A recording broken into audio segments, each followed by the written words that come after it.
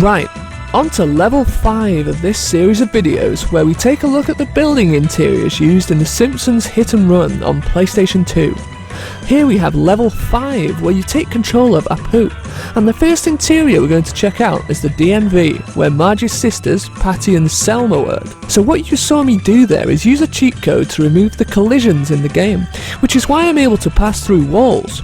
This is the easiest way to break out of the level and head to the spot where the interiors live.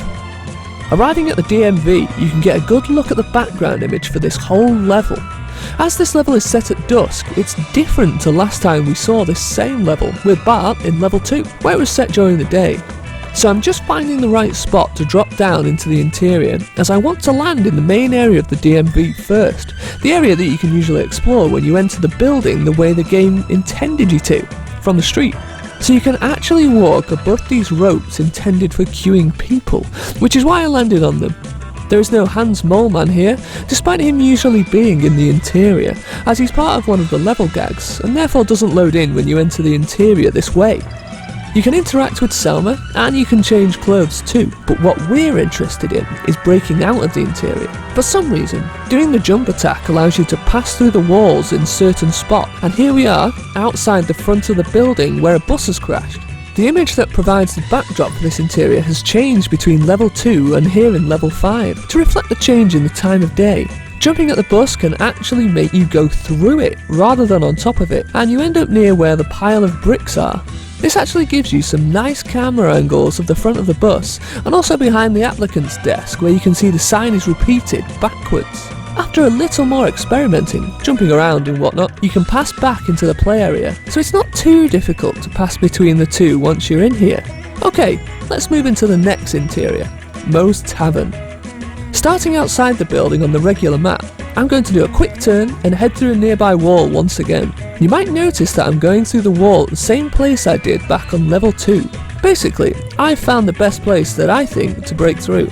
Unlike before, I'll skip out some of the driving to save time.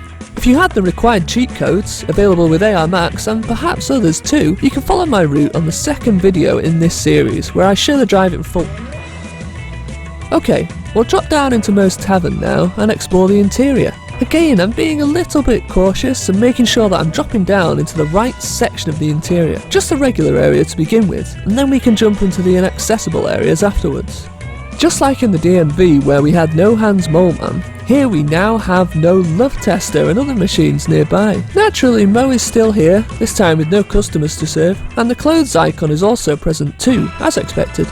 At this point, I was searching around to discover which items you can jump on and which you can't. The tables over on the left and the pool table in the middle are both inaccessible, but you can climb on the stools at the bar as it turns out. You can also climb up on the boxes towards the toilets at the back, which is the best place to break out this interior. Okay, so we're back above the toilets in Moe's Tavern now. Well, I say toilets, but there aren't actually any rooms back here, just the doors that would lead to them.